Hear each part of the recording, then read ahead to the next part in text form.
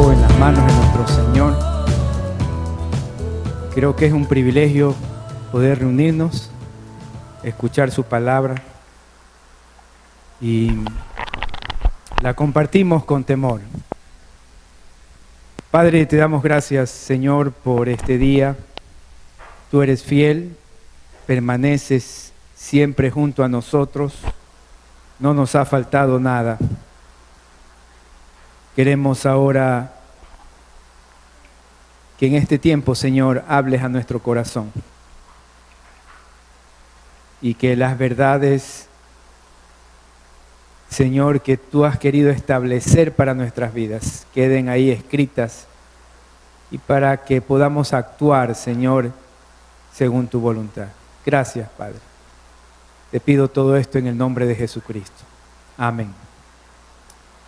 En las próximas 6 semanas vamos a estudiar acerca del tema el propósito de Dios para nuestras vidas. Estas 6 semanas tendremos predicación, estudio bíblico y unas lecturas diarias que se las pasaremos a través de los grupos de estudio. Entonces quisiera que todos estemos involucrados en un grupo de estudio bíblico. Tal vez ya les han llamado y les han dado las opciones, han recibido un mensajito de parte mía, ¿no? Ahí dice, estos son los grupos lunes, martes, miércoles, jueves y viernes. Inviten a sus amigos a las prédicas. Bueno, tratemos de venir al segundo culto, que ahí hay solo 5 personas, pero vengan, hagamos un esfuerzo para que conozcan este tema que es tan importante, ¿no? Involúcrense en un estudio bíblico por Zoom. El día de hoy trataremos, dentro de esta serie de enseñanzas, lo que tiene que ver con esta inquietud que existe en el corazón humano. ¿Para qué estoy aquí en la tierra? ¿Usted se ha preguntado eso? ¿Para qué vivo? ¿Por qué sigo aquí? ¿Por qué ocurren las cosas? ¿Cuál es el sentido de todo esto? Y el apóstol Pablo nos va a ayudar para entender qué es lo que tiene Dios para nuestras vidas, para cada uno de nosotros como sus hijos. Y para aquellos que inclusive no le conocen y que pueden llegar a ser hijos de Dios. Vamos al libro de Filipenses, el capítulo 3, los versículos del 12 al 14. Filipenses 3, del 12 al 14. Dice así: no que lo haya alcanzado ya, ni que ya sea perfecto, sino que prosigo por ver si logro asir aquello para lo cual fui también asido por Cristo Jesús. Hermanos, yo mismo no pretendo haberlo ya alcanzado, pero una cosa hago, olvidando ciertamente lo que queda atrás y extendiéndome a lo que está delante, prosigo a la meta, al premio del supremo llamamiento de Dios en Cristo Jesús. En los días de la primera iglesia, a la cual escribe el apóstol Pablo, se tenían las competencias deportivas, las olimpiadas, ¿no? Ahí había momentos para que aquellos deportistas pudieran llegar a una meta y alcanzar coronas y renombre en ese tiempo. Sí, aquellos que eran deportistas eran reconocidos por todo el mundo. Entonces Pablo va a establecer en estos versículos un paralelo para que podamos entender el sentido de nuestra vida cristiana. Y él lo asemeja o la asemeja a nuestra vida con alguien que está corriendo. Dice aquí, no, todavía no lo alcanzo, todavía no llego a la perfección, todavía no llego a la meta. Pero ¿de qué se trataba esta carrera? Vamos a los versículos anteriores en el mismo libro de Filipenses, el capítulo 3, los versículos del 7 al 9. Filipenses capítulo 3, versículos del 7 al 9. Pero cuantas cosas eran para mí ganancia, las he estimado como pérdida por amor a Cristo, por amor de Cristo. Y ciertamente aún estimo todas las cosas como pérdida por la excelencia del conocimiento de Cristo Jesús, mi Señor, por amor del cual lo he perdido todo y lo tengo por basura para ganar a Cristo y ser hallado en Él, no teniendo mi propia justicia que es por la ley, sino la que es por la fe de Cristo, la justicia que es de Dios por la fe, a fin de conocerle a Él, versículo 10, y el poder de su resurrección y la participación de sus padecimientos, llegando a ser semejante a Él en su muerte, si en alguna manera llegase a la resurrección de entre los muertos. Pablo está diciendo algo: cuando él conoció a Cristo Jesús, sus valores cambiaron, su mente ya no estaba concentrada en lo que antes era importante.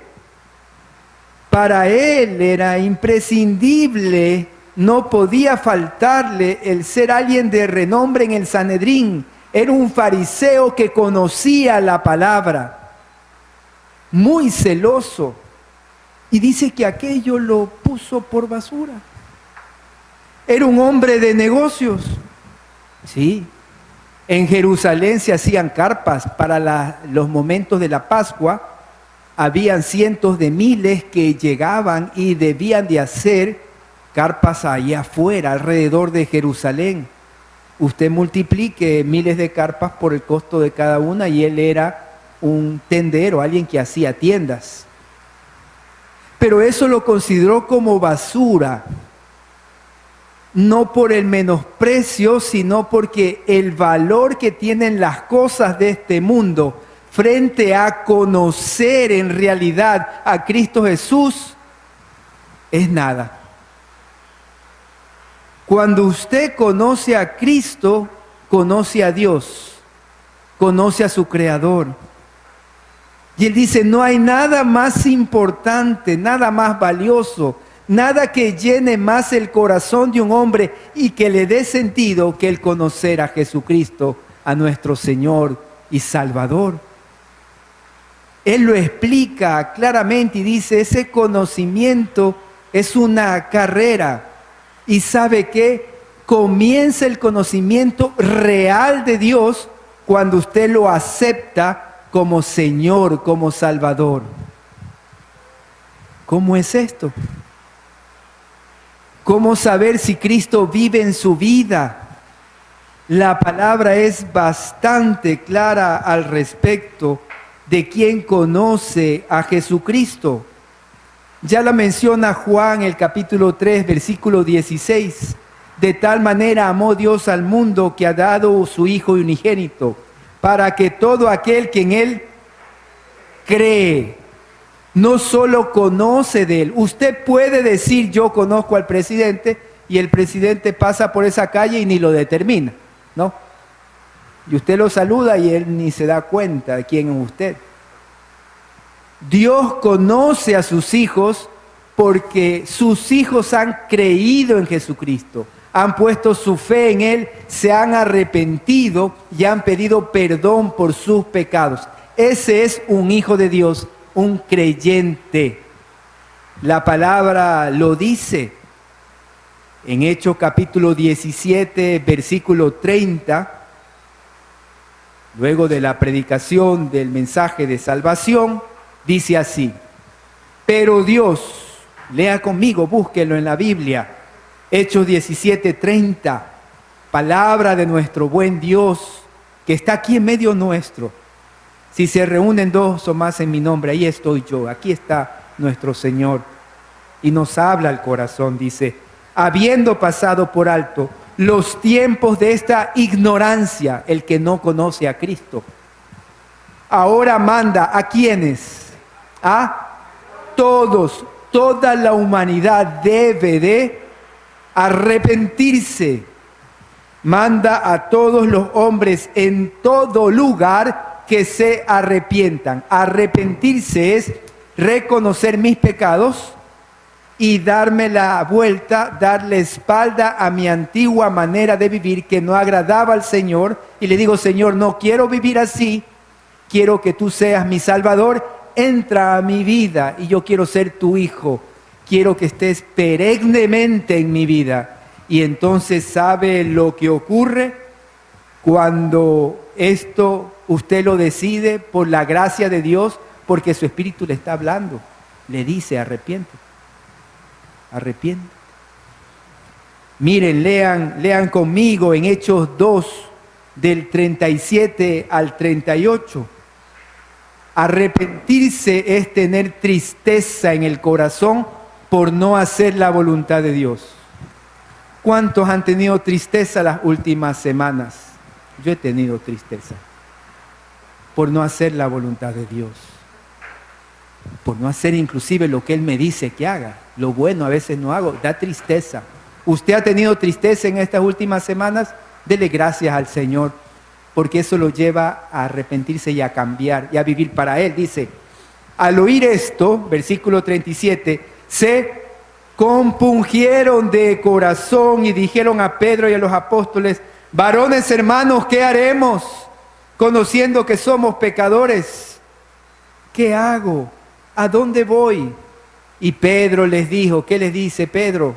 Arrepentíos, cambia la manera de pensar, deja ya los ídolos, deja ya lo que te aleja del Señor, deja esos malos hábitos, deja ese pecado, arrepiéntete y bautícese. Que era bautizarse, era decir públicamente, con la cara limpia, yo soy hijo de Dios.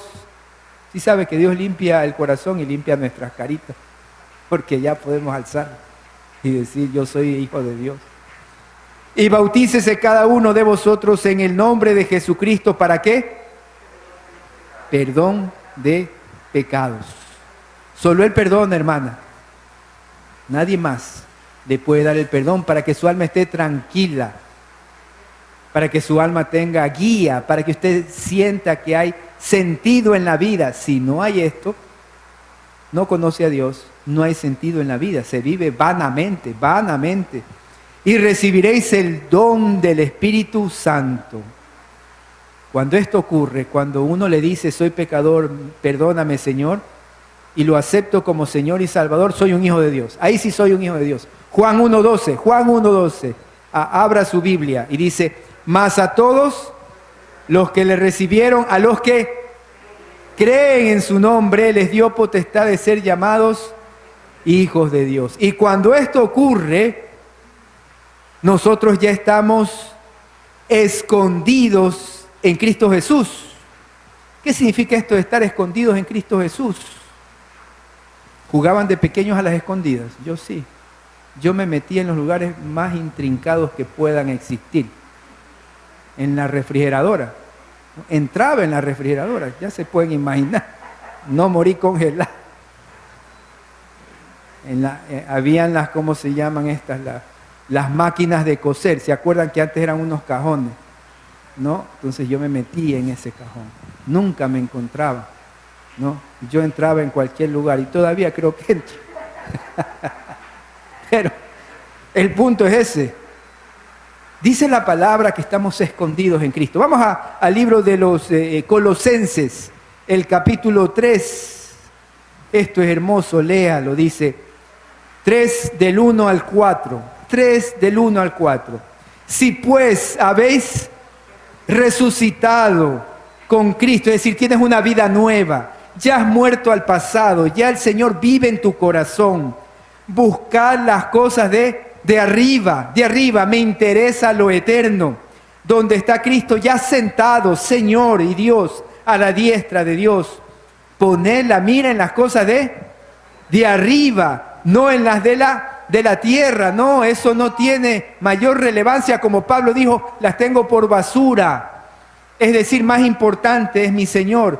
porque habéis muerto y vuestra vida está escondida, protegida. Si sabe que cuando usted se dirige a Dios y quiere orar, y usted ha pedido perdón por sus pecados, lo que ve el Señor no es nada más que el sacrificio de Jesús en la cruz, y ve a ese Hijo de Dios y dice, ahí está la sangre de mi Hijo Jesucristo. Y ahora sí puedo hablar con Él, relacionarme con Él. Está escondido en Cristo. Tenemos un sumo sacerdote. Dio su vida por nosotros. Y entonces estamos escondidos en Cristo. Y ya no me preocupo. Claro, mañana empezamos de nuevo otra semana. Fuerte, dura, sí. Algunos van a tomar decisiones del hogar, del trabajo, del ministerio. Viene duro, pero estás escondido en Cristo. Porque le conoces al Señor. Y vamos a ponernos a cuentas con Él para que Él obre en nuestras vidas. No hay nadie más, ni nada más, que nos pueda tener ahí, apercibidos. ¿Sabe por qué? Porque somos ovejas de su prado. Sí, a veces ovejitas tontitas, pero somos sus ovejas. Bendito sea el Señor, que es nuestro Dios y nos tiene escondidos, guardados. Esos somos los hijos del Señor. Esa es nuestra realidad. Y entonces dice la palabra que cuando somos sus hijos y lo conocemos, procuramos ser semejantes a Él. ¿Sí? Y eso da sentido a mi vida. Y eso da paz a mi corazón. Porque ese logro de poder parecerme a mi Señor llena el alma. Ahora reacciono como Cristo. Ahora amo como Cristo. ¿Cuántos quieren tratar a los otros con amor como Cristo lo hacía? Yo sí quiero. ¿Cuántos quieren ser sabios para tomar buenas decisiones? Aseméjese a Cristo porque Él, su sabiduría no cabe en todos los libros de la tierra. Por eso es tan importante ser semejantes a nuestro Señor. Miren lo que dice 2 Corintios 3, 18. Por tanto, nosotros todos, mirando a cara descubierta, es decir, completamente, sin obstáculos, bendito sea el Señor, que lo podemos ver sin ningún intermediario, sin ningún obstáculo, como un espejo, la gloria del Señor. Somos transformados de gloria en la misma imagen, como por el Espíritu del Señor. Aquel que conoce a Cristo realmente, que es su hijo, anhela parecerse al Señor Jesucristo, a nuestro Maestro. Dice la palabra que Él es primogénito de toda creación. Él es modelo, el más importante, el más relevante, y es nuestra razón de ser y como Él queremos ser. Ese es nuestro Señor Jesucristo. Y por eso Pablo, regresamos al texto inicial en Filipenses, el capítulo 3. Miren lo que dice aquí, el versículo 12. No que lo haya alcanzado ya, no que ya lo conozco por completo, no que ya me parezco por completo, no que ya estoy en su presencia y soy perfecto. No, dice, no lo haya alcanzado, ni que ya sea perfecto, sino que prosigo, es decir, la vida nuestra es una constante de esfuerzo. Dice, prosigo, para ver si logro ¿qué? Asir, coger, agarrar ¿qué? Conocerlo a Él, ser semejante a Él. Cuando esté en la presencia del Señor, ahí es mi examen final. ¿Sí? A veces hemos ido al examen sin estudiar y va mal. Pero cuando nos hemos preparado, ¿qué pasa en el examen? Eso es rapidísimo. Y pasa la otra hoja y sí. Es bonito esa parte, ¿no? El examen final de la vida del cristiano es cuando estemos delante de Él. Esa es la meta del supremo llamamiento de Dios en Cristo Jesús. Y Él nos va a aprobar, decir, hey, muy bien, ¿te pareces a mí? Me conociste un día y me querías seguir conociendo todos los días. ¿Qué le dijo el Señor a usted en su devocional esta semana? A ver, ¿qué aprendimos? ¿Nos estamos aplicando al conocimiento de Cristo? Porque es una asignación que tenemos. Las cosas de la tierra son asignaciones temporales. Conocer a Cristo es una asignación eterna, una tarea eterna. Las cosas que vemos, nuestro trabajo secular, nuestra familia, es temporal. Pero lo que está diciendo Pablo aquí es que es eternal. Es algo para toda la vida.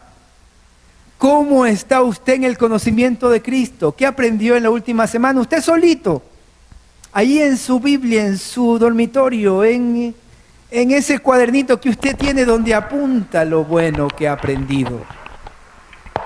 Yo estaba leyendo Crónicas, ya segunda de Crónicas, y aprendí que David, Dios le dijo, no vas a hacer el templo, y lo va a hacer tu hijo, pero David hizo la provisión, y eran toneladas de oro, hermanos, toneladas de oro, de plata, y ¿cómo es esto? Cedro.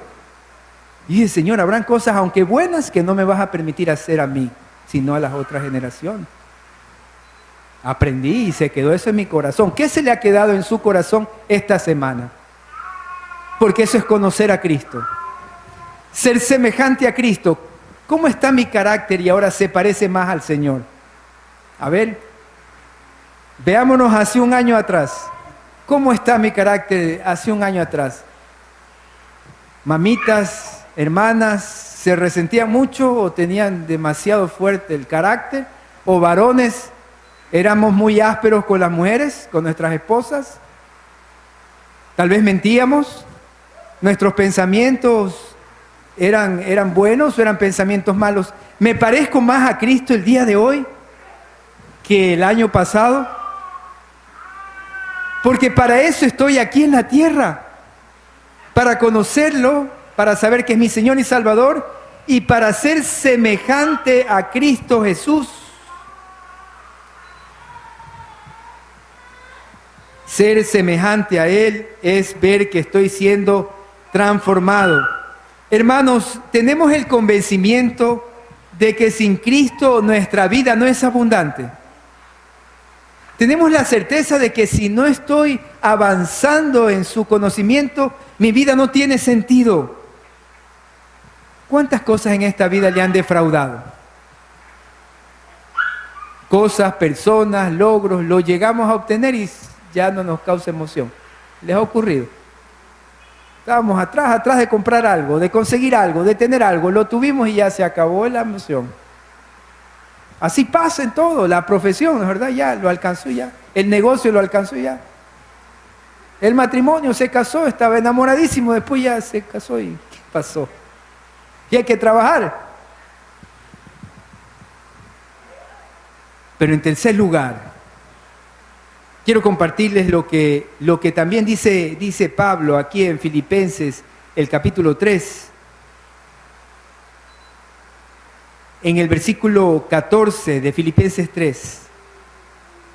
Dice, prosigo a la meta, al premio del supremo llamamiento de Dios en Cristo Jesús. La palabra prosigo tiene que ver con un esfuerzo en realidad, algo que le va a tomar a él mucho de sus recursos y de su vida. ¿Cómo está el desarrollo de su vida cristiana? ¿Le está tomando esfuerzo obedecerle al Señor? ¿Renunciar? ¿Sacrificarse? Porque usted tiene dos opciones. O lo sigue a Cristo, lo conoce y se asemeja a Él y duele. En una carrera duele el costado, ¿no es verdad? Duele el costado, duelen las piernas, duelen los brazos, duele todo.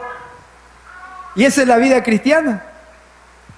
¿Qué le está doliendo a usted? ¿Qué parte está sacrificando para conocerle al Señor, para asemejarse a Él? Hermanos, la vida sin nuestro Señor Jesucristo es vana.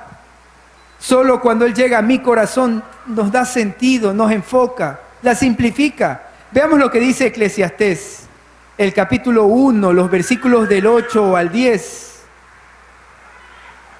Dice, todas las cosas son fatigosas, más de lo que el hombre puede expresar.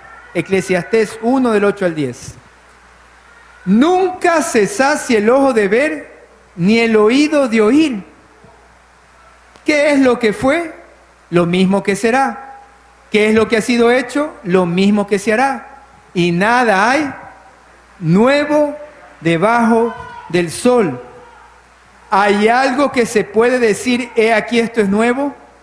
Ya fue en los siglos que nos han precedido. Hermanos, sin Cristo Jesús, sin estas metas de vivir para Él y parecerme a Él, el resto de la vida es vana. Porque todo no es novedad, ya ocurrió. Esto lo escribió ¿quién? Salomón. Y Salomón tenía todo el dinero del mundo. Y tenía también todo el intelecto y el conocimiento que podría tener alguien. Pero él dice, todo eso me cansa.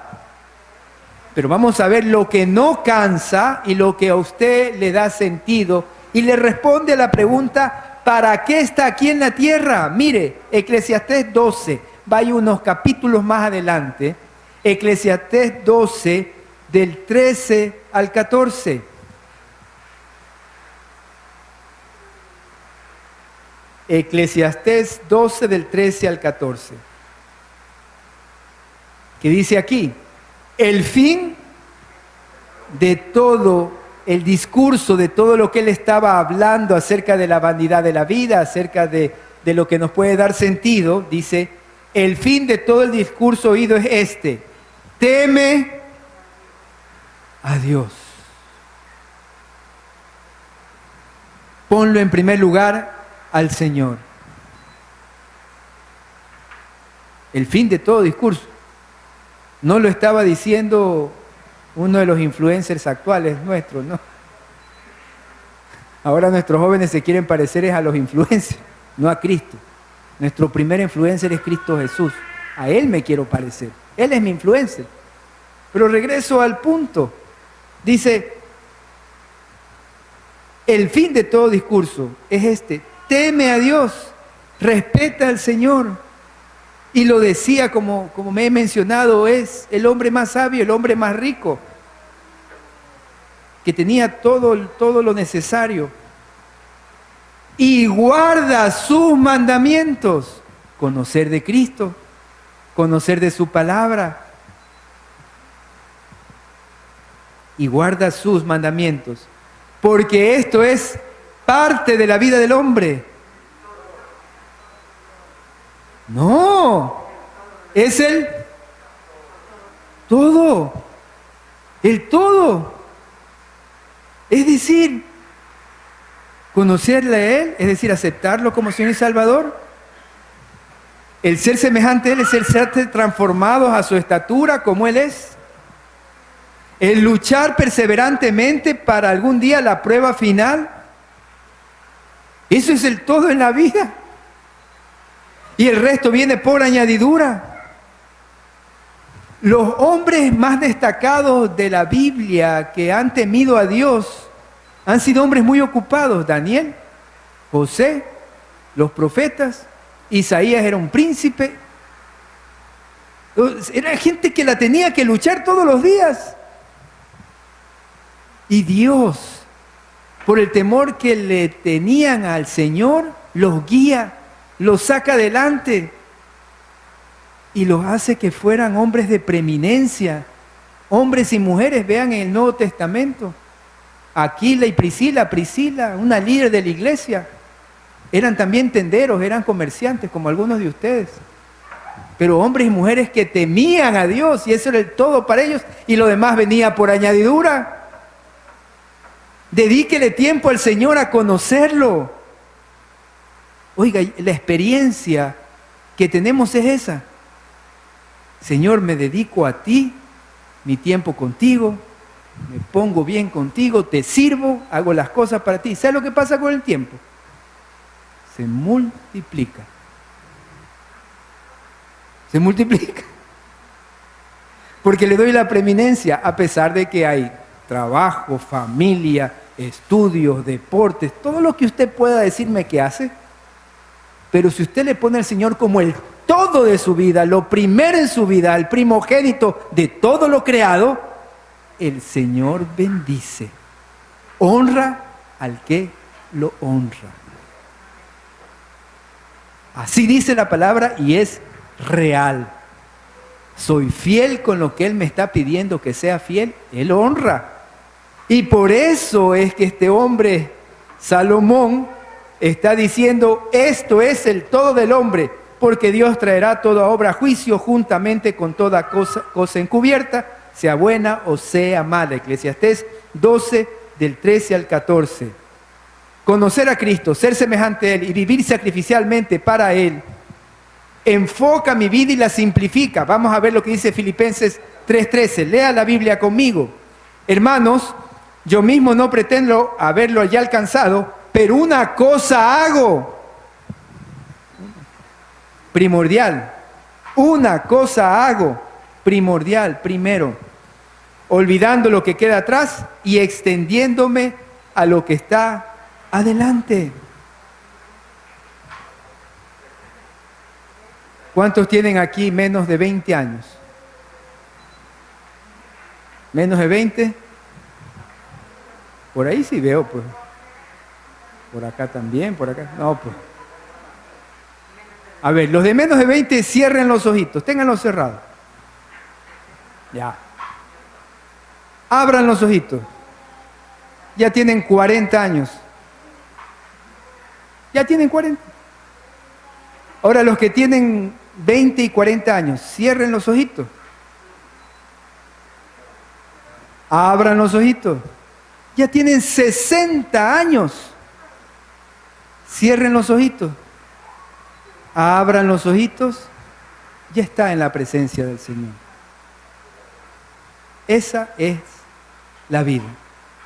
Una asignación temporal. Y lo único que da sentido a mi vida es Cristo Jesús. Y a mí me toca con responsabilidad buscarlo a Él y conocerlo a Él y asemejarme a Él en cualquier ámbito que me desenvuelva. En mi caso soy pastor y otras cosas que hago, tengo que buscarlo a mi Señor. Usted es un papá, un comerciante, un doctor, lo que usted haga, búsquelo a Cristo Jesús, conózcalo de verdad, acéptelo como su Señor y Salvador.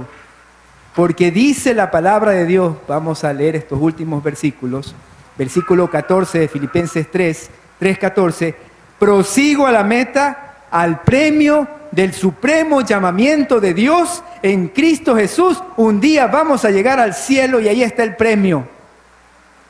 Verle cara a cara a nuestro Señor.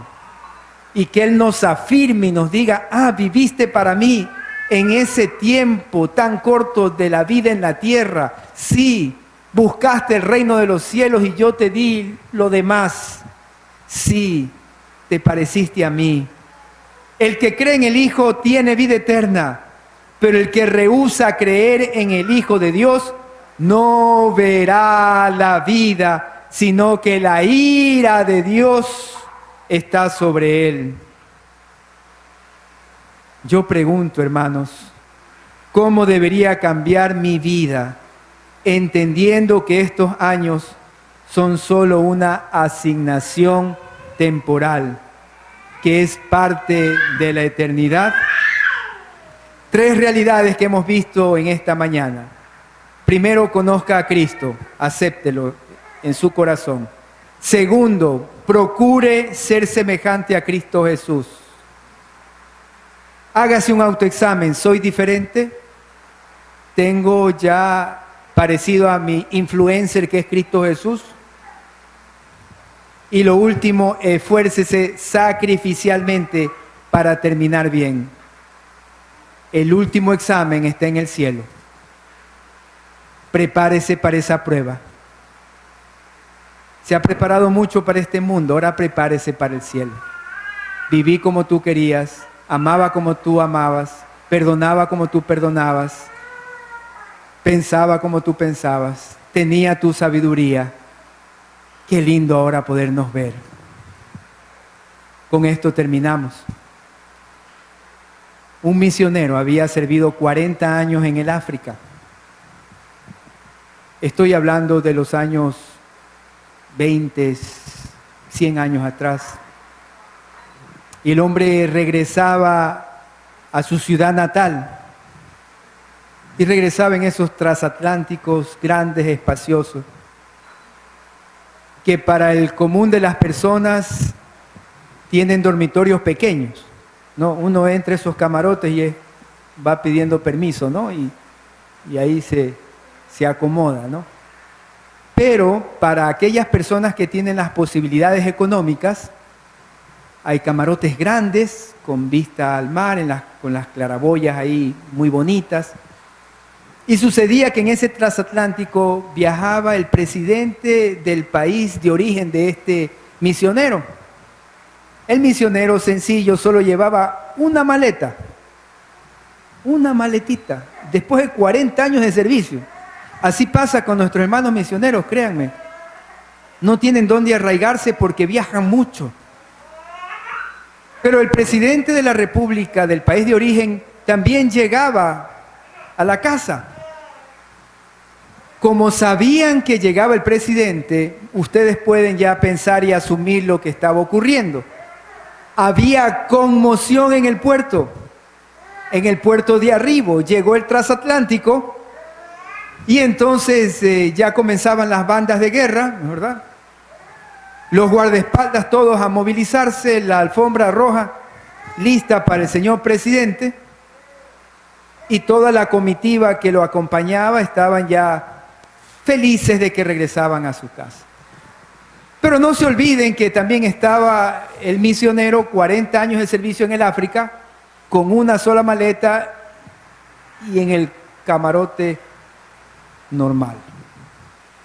Entonces él sale y